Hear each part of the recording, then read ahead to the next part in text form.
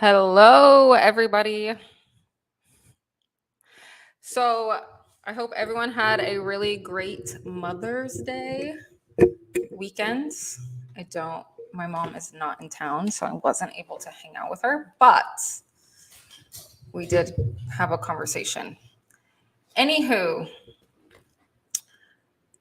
so in today's live stream, I want to do a setup for tomorrow because tomorrow I will be live calling agents about real estate deals. You're going to see exactly what I say, some overcoming objections that a lot of the agents might have. So I'm going to set you guys up for that. This is not going to be a super long Zoom unless you guys have some questions that you guys want answers to. But I'm really just going to go through exactly kind of what I'm going to be doing for tomorrow on the live call. I'll reiterate it tomorrow as well, but I want to make sure that you guys understand exactly kind of how to talk to agents. So coming on this call and then going on the next call would be beneficial to you. So I recommend you listening to this, and then tomorrow is when we're going to implement it. Tomorrow I'm actually going to be live calling agents. I'm going to have a list of properties, and I'm going to go through the criteria today that I'm looking for. I'm going to go through what I'm going to say to the agents. I'm going to say the pros and cons with working with agents, and then I'm going to also go through exactly kind of the process. So this is one strategy out of 10, 15 strategies that are lead generation sources. So a couple other different lead generations are you can go direct to the seller, you can go direct to like a divorce attorney, a probate attorney. There's a lot of different leads. Today, I'm only talking about the direct to agent. Now, I really do want to forewarn you guys because sometimes people think, oh, I just want to go direct to agent because they have a listing and X, Y, and Z. I will say this. Working with agents can be good and bad. Number one is sometimes they don't speak the same language, even though we do the same business. They want a commission. They're motivated by the commission. As an investor, we are motivated by what we can do with the sale of the property and how we can kind of buy it and doing some type of creative financing sometimes. And a lot of times agents are like, I don't want to deal with creative financing. I don't want anything to do with creative financing. I just want a regular conventional loan and X, Y, and Z, and that's it. Right. So they're very one-sided. So it's sometimes it's a lot harder to connect with agents because they think that they know everything. I am an agent. Okay. Why am I an agent? Because I collect commission.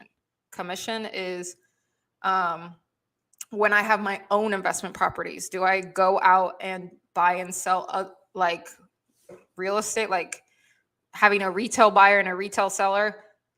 I would if it made sense, but I don't necessarily do that on a day-to-day basis. I don't go show properties. That's not really my style. If you want to join the brokerage, that's a whole different story. This is not even a recruitment to join the brokerage. It's more so if you want to learn investing, let's do investing. But I will say agents, they can be a lot.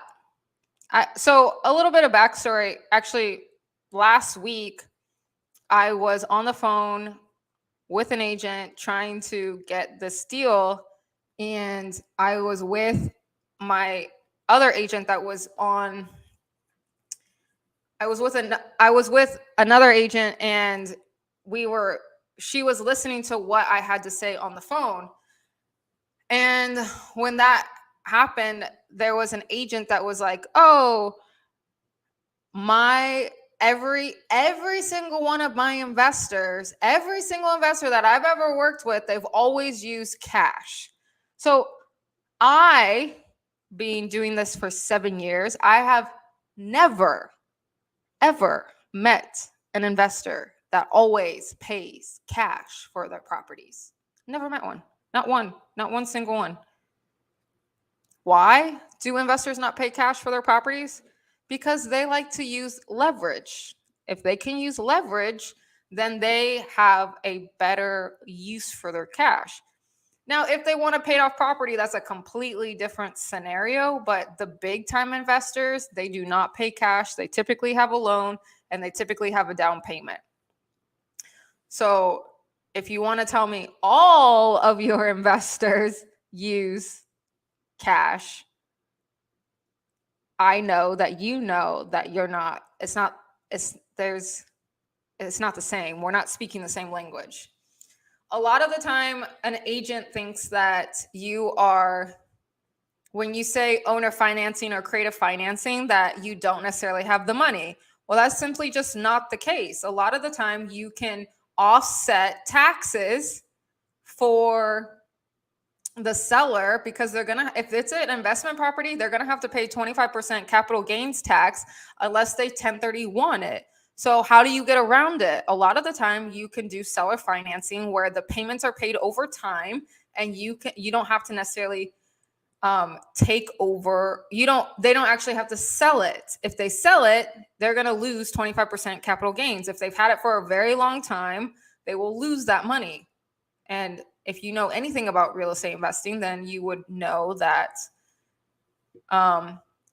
paying the IRS is, if you always have to pay the IRS money, it gets expensive. And the wealthy, we do not pay a whole lot in taxes. And the reason for that is because we take on a lot of risk, number one. And number two is we know how to write stuff off.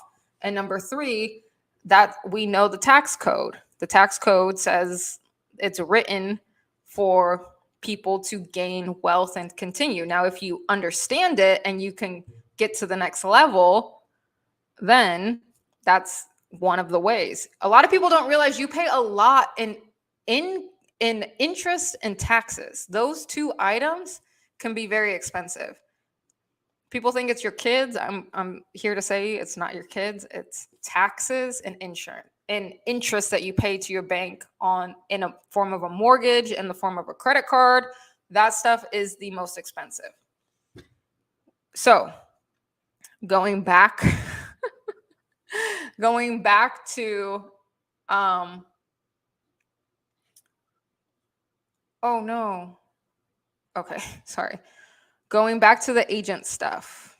We are going to talk about all of this today. Okay. So, number one. Just want to make sure that we are Gucci here. Sorry, guys.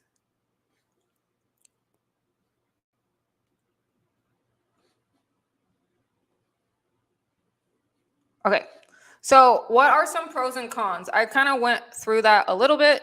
The pros of working with an agent versus not. Now, agents, if you find a really good agent, you could really make some serious money and they can funnel deals to you. That is very possible. The second thing with working with an agent is that you can get some off-market listings. You have to find what I call the unicorn agents. What are unicorn agents? Unicorn agents are where they understand real estate investing and they want to work with real estate investors. I was talking to a lady today and she's like, I like working with investors because I want to learn from them, number one. And number two is that they're a repeat client for a lot of agents. So the one downside of it is the agent doesn't like it. And the reason why the agent doesn't like it is because they don't get exclusivity with you. And what does that mean? Exclusivity meaning that they do not get you as one buyer. So they might have a pool of 10 agents and you're one of the 10 agents that they pull deals from. And I'm like, yeah, you can look at that as a downside, but to me, that's not a bad thing, because if you look at the upside of that, the upside is that if you have a good deal, you know that it's going to get off your hands and you're going to make a commission off of it. So I mean, at least they tell you up front that they're not looking for, they won't sign an exclusive agreement. Now, I will say this. I have had agents where I've had to sign an NDA, and I'm like, I've reached the big time when I have to sign an NDA. But NDAs, it's definitely different than being an exclusive where you're only working with the agent, is completely different than you signing an NDA, separate items. NDAs that you just can't talk about the deal because a lot of times it's not on market and the seller's staff does not know about it and they want to keep it that way because sometimes they don't know if they want to sell and they don't want to get everyone riled up and drama and all this stuff for no reason. So there's that part of it. The one part is that you might sign some type of NDA and that NDA is only good for a certain amount of time, or oops, what just happened? I'm sorry, guys. I just literally this is what happened. We're live, guys. We are live streaming. Let me tell you, what just happened to all of it? Where did it go? Where did it go? Here we go. Oof, man. Talk about crazy. All right, I think we got it back. It's this one. I'm so, Jesus. Okay. We are back in business.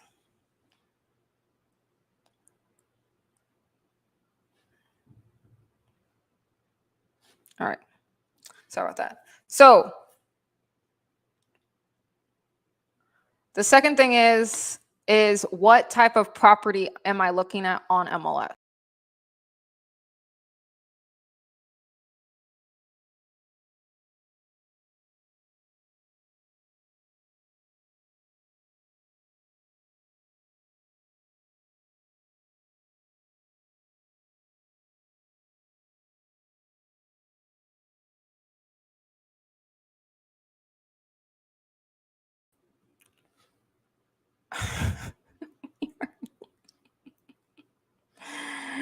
Our pet had definitely not.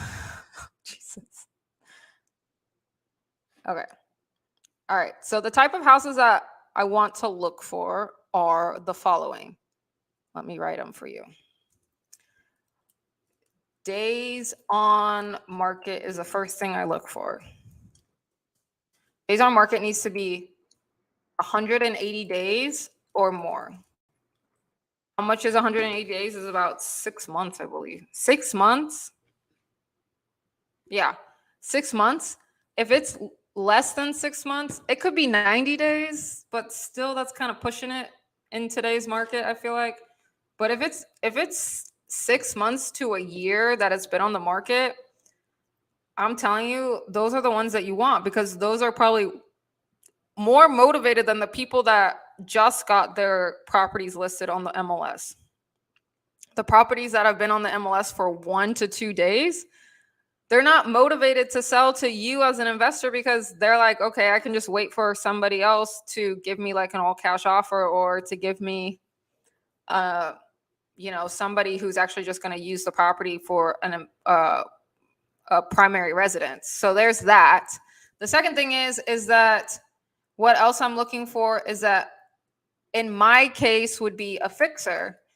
And it depends on what I want to do with the deal. If I want to wholesale the deal, which I can off of the MLS direct to the agent, if I want to wholesale it, I need a fixer because that gives me leverage to negotiate a good price, right? To leverage a good. So I can say, hey, I'm going to get my contractor in there and he's going to give me a bid on exactly how much it's going to be. And when I go back to the seller's going to have to drop the price because my contractor might have a bid that comes in with maybe more than they thought it was going to be. Y'all, I was talking to my contractor today and the prices of materials has like tripled since I first got started in real estate. So that is just crazy in my opinion. Hello.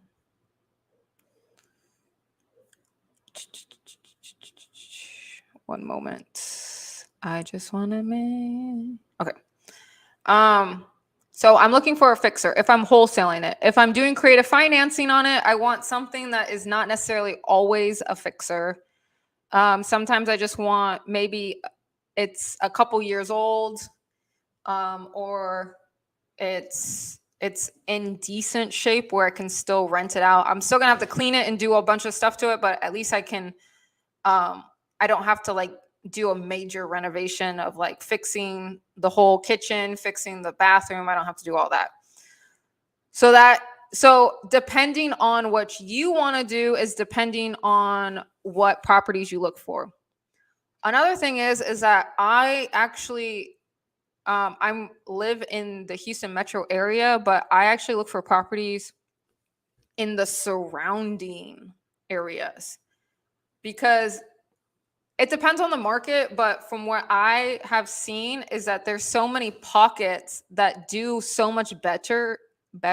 Sorry, I didn't mean to pronounce that so crazy. That do so much better in the pocket areas that are more family friendly than the actual city itself. So I actually go to the surrounding areas that are around it. So maybe if you're in Dallas, for instance, you go to Fort Worth or Frisco versus the actual downtown metropolitan area. I have found that there's more if you want, depending on the type of demographic that you want, the families live in the outskirts in the suburbs. And I believe that's a really good spot to do creative financing and to be able to get a good solid family tenant in there. So there's twofold to that. So it depends on what you're looking for. For me, if it's a wholesale deal, I just do it as a fixer and keep it moving. All right. And that's pretty much, I'm also looking for something that says investor special. There's keywords, right? There's TLC, there's bring your contractor. There's so many different,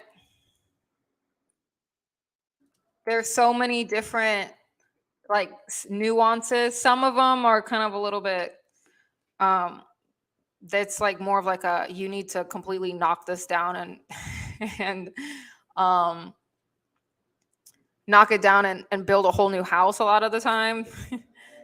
So it just depends on what exactly you are looking for as an investor. So I call it an investor. You need to understand your investor ID. What is your investor ID? You need to understand what you are. Are you a wholesaler? Are you a fix and flipper? Are you do creative financing? Are you a buy and hold? Are you a money lender? Like, what are you? Are you an agent, or are you an agent that works with investors and understands the investing? There's so many different avenues that you need to figure out exactly pinpoint what you are. For me right now, I am I don't mind a little bit of work, number one, and number two,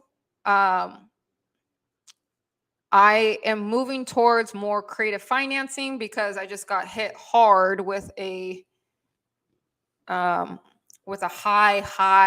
interest rate when I went to go refinance a property. So I think that creative financing is going to help during this time of when interest rates are through the roof.